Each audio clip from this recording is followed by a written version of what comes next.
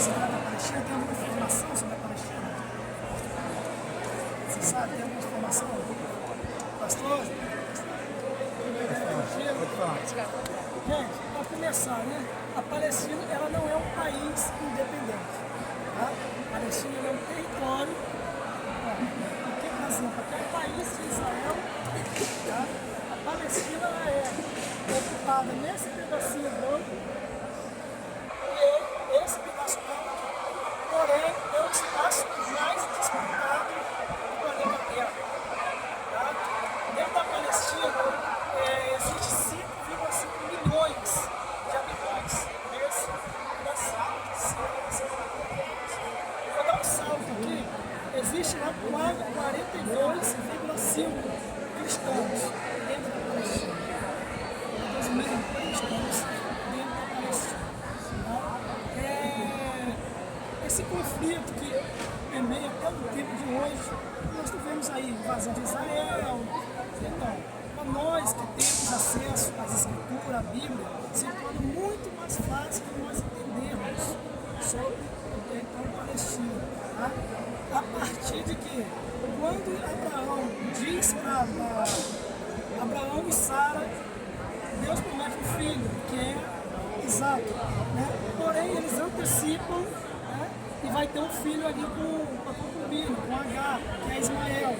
E aí, Agar, ela sai com seu filho, por causa da fome, o que acontece? Deus vai de encontro a Agar, volta para casa, porque por causa de Abraão, vocês também serão uma grande nação.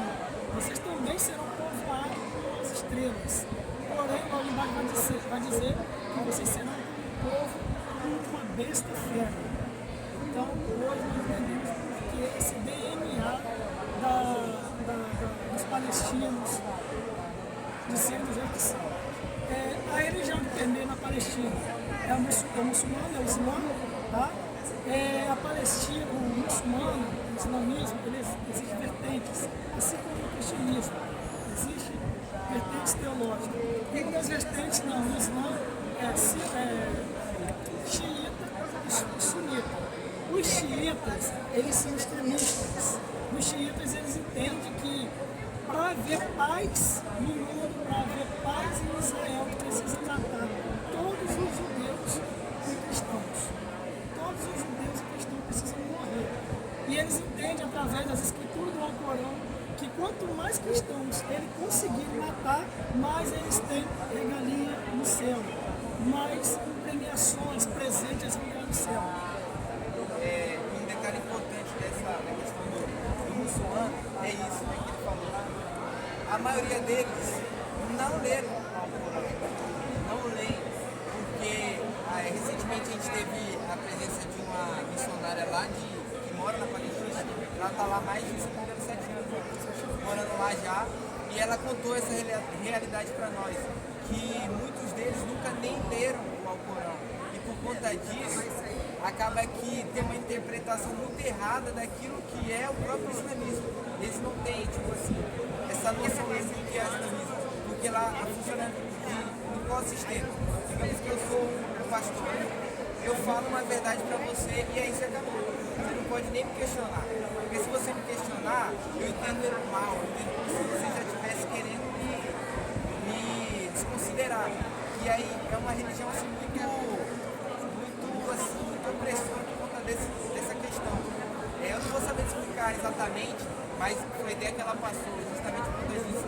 Por exemplo, como é o nome daquele evento que tem? Ramadã. O Ramadã é um negócio assim muito doido, porque o pessoal eles fazem um jejum, e é o que acontece? Digamos que eu convido a sua família. Então preparo tudo, faço tudo de melhor para que quando você chegar, você vê aquilo ali no próximo ano. Você tem que fazer melhor. E se você não fizer melhor do que o meu, o que os caras fazem? Os homens, né? Porque lá os homens é os cabeça total, né? daquele jeito bem extremo. Então se o cara se não tiver essa condição de fazer isso, muitos deles se matam a família justamente por uma questão simples dessa. Só que por não ter tanto conhecimento, eles acabam por exemplo, tem um período que, nesse Ramadã, que as filhas, eles liberam as filhas para sair, que não é algo normal.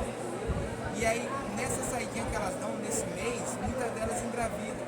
Só que aí o que acontece? Se ela chega em casa e os pais descobrem que ela está grávida e não sabem de quem é, os pais, eles literalmente matam as filhas, porque é um desrespeito assim, que eles vão assim, porque eles são uma desonra muito grande. E aí muitas dessas filhas, o que elas fazem para não morrer? Elas falam, vou fazer um jejum para lá. E aí elas ficam no quarto, trancadas, não saem, não faz nada, no período de uns 40, 30 dias. E o que elas fazem? Nesse período, elas tentam abortar a criança para esconder que está grávida, para que não descubra. Esse descobrir, infelizmente, ela acaba morrendo. Mas ela passou uma visão para gente muito importante. Que nesse período, muitas crianças morrem, muitas mulheres morrem, mas também é um período onde Jesus tem se manifestado nesse povo.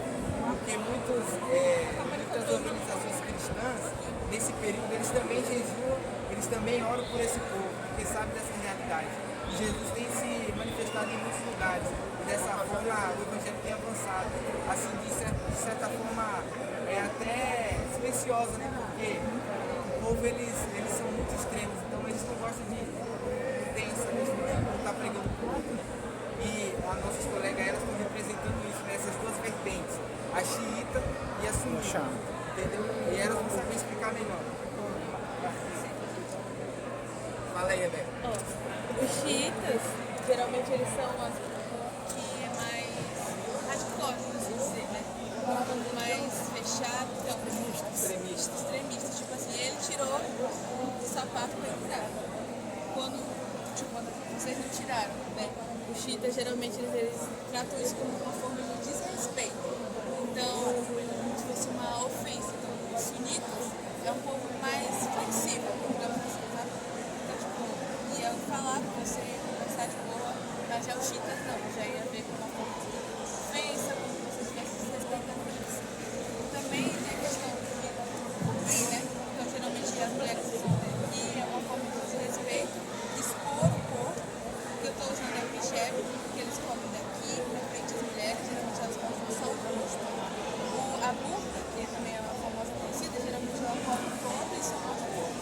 A região do Talibã também usa, mas eles só cobrem uma parte só do olho e só mostra o olho. Também, como vocês podem ver, tem a parte aqui das comidas típicas também, tem a questão do quibe, do falafel, do chacã. As comidas deles geralmente é marcada bastante com temperos, com bastante grãos, legumes também. Então, coisa bem mais natural assim. Então, tem também a questão política, que fosse na questão da história.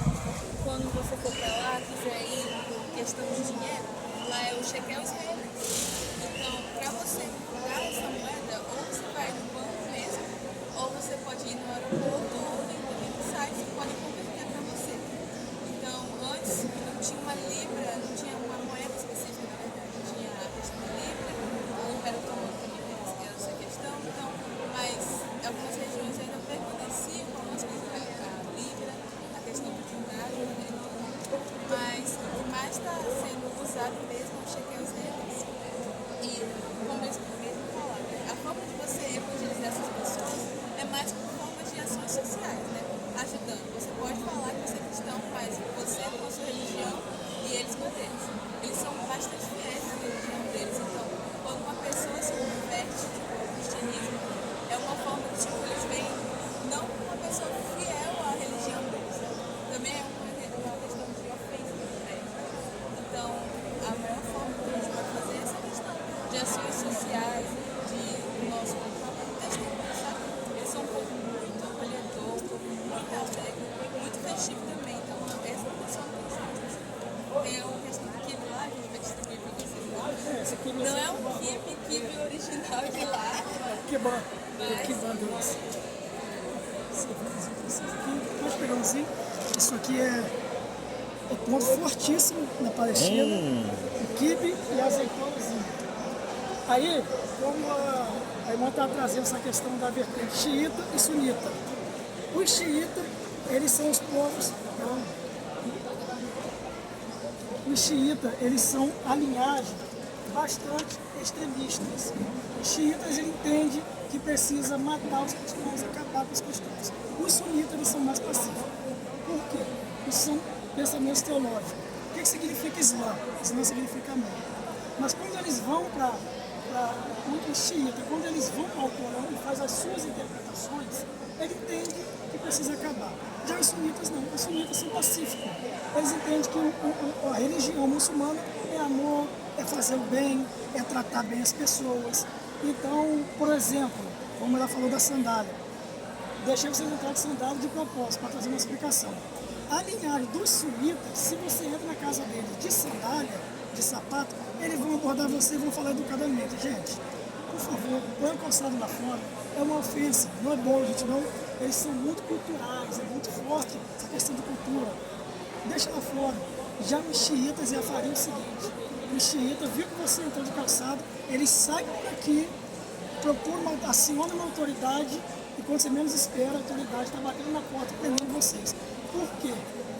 Eles são povos hostis, então eles entendem. Peraí, se você entrou de calçado na minha casa, ele se sente ameaçado. Se você entrou de calçado na minha casa, você não vem com boa intenção. Então ele já sai por aqui, aciona a autoridade e é onde tem problema.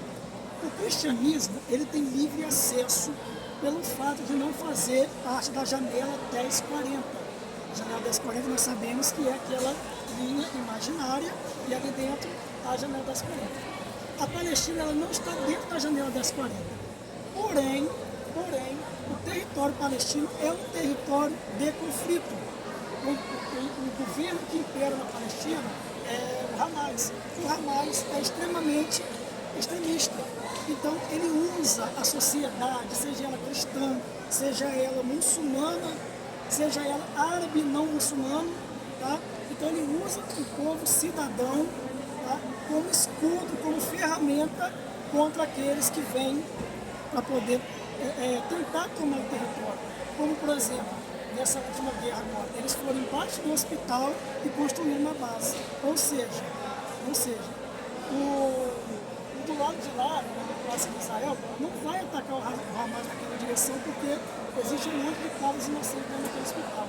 Então, a família cristã, ela tem acesso, ela pode expressar sua fé. Ela só não tem direito de chegar e tentar evangelizar, convencer, falar para outras pessoas, mexer na fé do outro. E por conta dessa opressão, o povo, em toda a sua totalidade, cristãos ou não, árabes, eles são extremamente sofridos. Eles são extremamente oprimidos.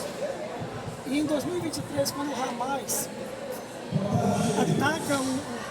quando Israel ataca Israel, aquilo dali foi uma resposta do que Israel já tinha feito com o Hamas. Só que para nós ocidentais não chega essa informação.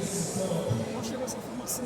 Mas o que o Hamas fez foi contra-atacar o que o governo sionista de Israel já havia feito lá. Então agora Israel toma a Palestina, acontece toda essa barbaridade que está acontecendo. O Hamas agora recuou, entrou um acordo de paz, Israel recuou, porém o Hamas voltou para a Palestina e continua as torturas, as mortes, as guerras. Então, biblicamente, é um conflito que é impossível ter paz na Palestina. Então, esse é o fim último, é nós o despertamento para a gente dobrar nosso joelho por esse povo, por essa nação, pessoas de bem, carentes, pessoas simples, que são absurdamente oprimidas, ou pelo seu próprio governo, ou por poderes que têm poder. Eles não têm paz, eles não têm sossego. Eles não têm sossego. Então, a nossa intenção aqui é que nós possamos orar pelo povo palestino, pela paz em Israel como tá?